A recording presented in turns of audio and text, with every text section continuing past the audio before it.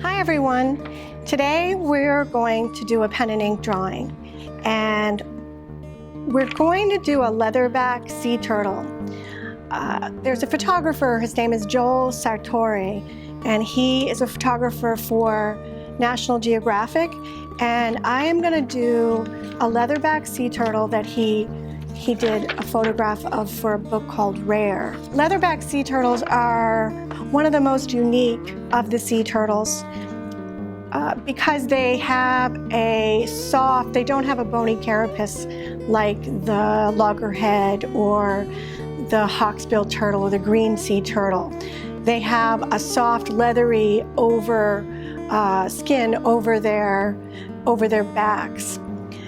They're also unique in that they are one of the deepest diving animals in the sea, other than whales. So in terms of reptiles diving, they are one of the most impressive. But they have lungs and they need to breathe air, so they have to come up for air, say every 6 or 7 minutes on average, although they can stay down much longer when they need to. So of the sea turtles, again, all of them are actually endangered.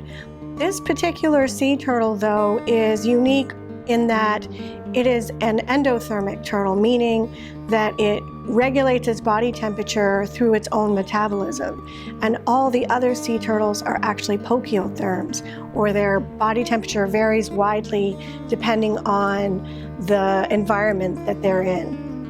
So one of the things that I'm going to use are these micron pens. They're Pigma Micron, and they're archival ink, which means they're waterproof and they are fade proof. And so I really like using them. There is India ink and other kinds of inks, but for people just starting out and learning how to do pen and ink, these are among the highest quality, yet they're easy to access. You can purchase them almost anywhere, and they give you a really professional looking line. So I have here an 01 and an 005 and an 05, and I've done a little bit to show the different various lines that you can make. So with an 01, you can see that the line is actually quite a bit thicker than if you did the same line with an 005. So the larger the number of zeros you have, the tinier or the thinner the line is. And an 01 is the one I'm going to start with. So when you do a pen and ink drawing, you don't just start drawing and have it be perfect. You make a lot of mistakes, or you practice certain aspects of it while you're doing it. And for me, I practiced it with pen, but then I went to pencil, and I worked with my pencil until I got the form that I wanted. In addition to the printed out paper that I have, I also found the photograph online. So I'm working with this little hatchling. It's a half day old. It just hatched about 12 hours ago in the middle of the night, and it made it to the water and is now swimming in the water. Of course, this is probably the most vulnerable time for a hatchling sea turtle. If it can make it a few years with its life, it can probably live to about 30 or maybe up to 50 years. So I take my pen and I've worked out some parts of my image already. But as usual, I really want to just start with getting the form on the paper. And I'm not really going to draw a lot of long, solid lines. I actually want to give myself a little bit of leeway to get the form. Even if I make a few mistakes, it's okay, because none of my lines are particularly long. So even if I did a line that I didn't love, it means that I can cover it up with a line that I do love. So one of the things that I want to show is that this little guy has some flippers. His front feet are quite enormous.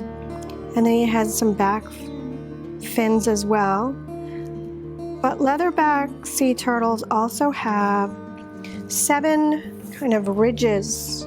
I want to outline these initially so that I don't get carried away and then block them in with color later.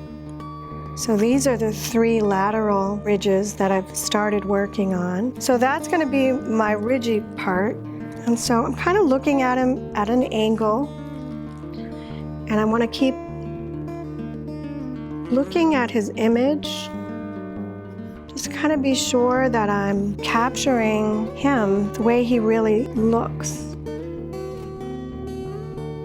One of the things that I can get hung up on is the eye. I want to make sure I get a good placement of the eye from where the tip of the nose is. And I want his nose to kind of bulge out a little bit in front of his face. And he has this kind of cute little snout thing going on. And he has almost like a beak-shaped mouth. And he has this like little wrinkles where his neck is. Why don't we speed the video up, then afterwards I'll mention a few things and we'll go from there.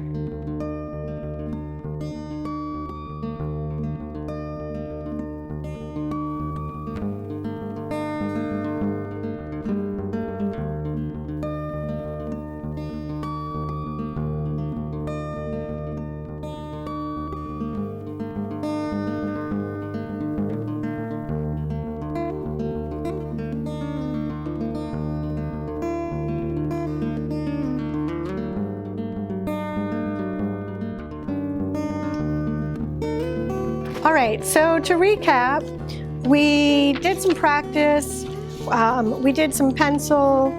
When I got to the point where I really liked and thought I could do the drawing, recall that I did a little bit of pencil and I used an H pencil to lightly draw the figure and get the proportions right.